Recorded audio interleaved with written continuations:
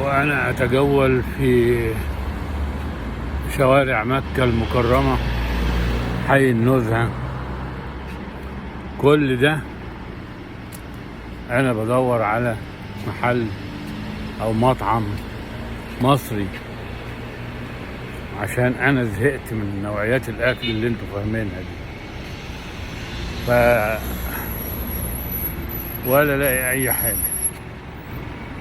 طبعا ما أقولكش درجة الحرارة عالية جدا، أو يعني إحنا مش واخدين عليها، يمكن ما تكونش كده. وأنا شايل الشمسية، شايفين بقى الشمسية أهي، حاجة آخر جمال. بس هنعمل إيه؟ أنا نشوف الدنيا فيها إيه، يمكن نلاقي حد كويس.